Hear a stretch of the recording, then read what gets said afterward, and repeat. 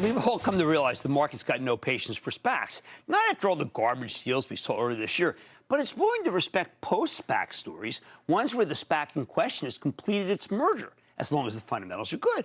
And that's why we've been sifting through the post-SPAC names looking for intriguing stories. Which brings me to REE Automotive, REEautomotive. That's an Israeli company trying to get a piece of the electric vehicle space, although not by making actual electric vehicles. This is what's so interesting about this one.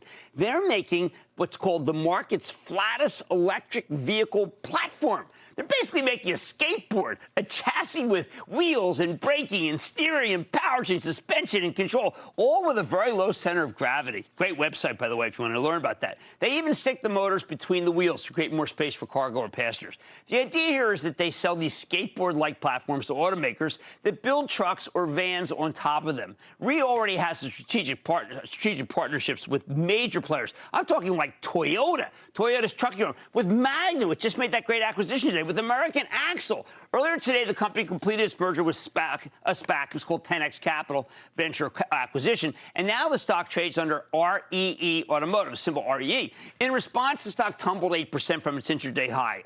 But don't worry about that because it just happens to be the way the stocks go from SPAC to non-SPAC. So let's check in with Daniel Barel. He is the co-founder and CEO of REE Automotive. Get a better sense of his company's prospects. Mr. Barel, welcome to Mad Money. Thank you. Thank you for having me. Okay, so Danielle, yours is, we've had a lot of EVs, we had batteries on, we have charging stations. We have not had a kind of soup to nuts platform that people can build on. This is exciting to me and obviously exciting to a lot of major automakers. So tell us about it.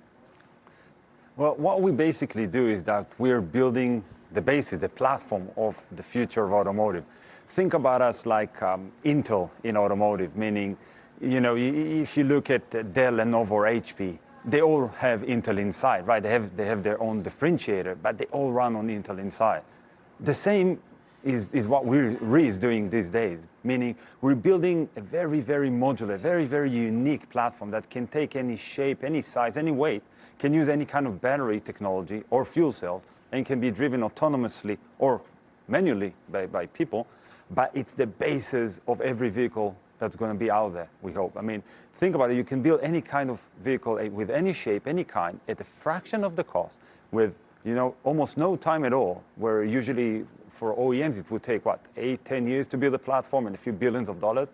With our technology, we're doing it far faster and far better than the rest. Okay, and well, let's talk about far better. Is it better gas mileage? Is it better for the environment? What makes it better? So let's talk about a couple of examples, right? You mentioned the low center of gravity. So it's completely flat end to end. We're not putting anything in between those wheels, right? Those what we call the corners. So you have more space. You have so much more space because it's so low. You can build vehicles that are actually taller. So if you think about a UPS truck or a FedEx truck, we can put more than 36% more volume on a single truck, meaning they can now deliver 36% more packages, increasing the top line without increasing the cost. It's literally the same CapEx and the same OpEx. And that's major. So that's one. Second, I mean, companies today are global, and you want to have one vehicle, but in a global places, right? Different countries. But you can't take, let's say, I don't know, a big American truck and then drive it in the streets of London or Paris. It simply can't turn, or even in Tokyo or Mumbai. Now, you can't change those sizes of a vehicle. You have to have different sizes of vehicle, different kinds of vehicle, different brands. What we do is basically being able to completely change the dimension of the vehicle by keeping it the same vehicle, by what we call the corners. Those corners pack everything inside of an area between the chassis and the wheel. But let me just stop for a second. I mean, why hasn't Ford done this or GM? Like, you know, this is not, I mean, they've been in business for years. They have models all over the world. Why haven't they standardized it? I don't get it. Why hasn't this happened before? Well, I mean, what I think that the difference is one, we're not an automotive company, we're a tech company. Right. We bring in new technology that we brought back from, you know, defense, Israeli army, etc. That is a little bit different than what people are used to do traditionally in automotive, where what we are doing is all by wire. Meaning it's the same way that a plane, a jet, is flying for the past 15 years, right? By wire. And we've taken that by-wire technology and brought it all the way into automotive. And nobody else has that technology today. I think we're about, 15 years ahead of the curve.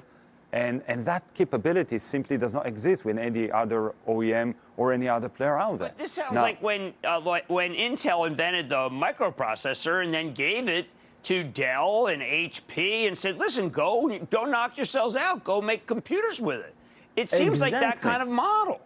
Exactly. That's exactly the model. We complete. We do not compete. Everybody can come in, use that technology, and build whatever they want. Better vehicles, more economical, far safer, by the way, and at a very bigger diversity. I mean, would I go to Magna and say I want to be on this platform? Can you help me make my car? I'll give you the sketch. I'll give you the makeup, and you'll make the car on that platform. Yes, absolutely. We signed an agreement, a super exciting agreement with Magna, where we're providing the platform, and they're building the top hat. And then you can come in today and ask for basically any size of vehicle type or shape you want, and we'll be able to power it. It will be powered by REE and built by Magna. Well, okay, so right now you're a $3 billion company.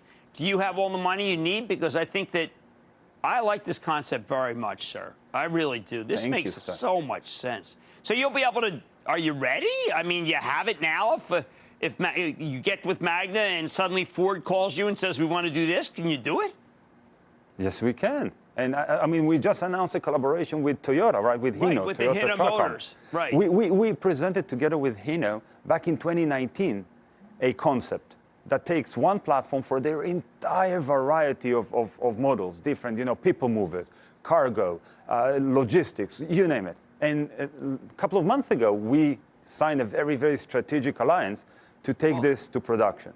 So we are literally doing that. I think a few weeks ago, we announced also a collaboration with the Poindexter Group, which is about, 2/3 of the U.S. market when it comes to walk-in vans and commercial vehicles. Unfortunately, we're going to have to wrap it up. I find your now de-SPAC situation an incredibly intriguing one. I want you to come back, and I want you to bring it with you when this COVID thing ends. We'll go outside, and you'll show exactly how it works. Okay, Daniel? Thank you so much for coming on.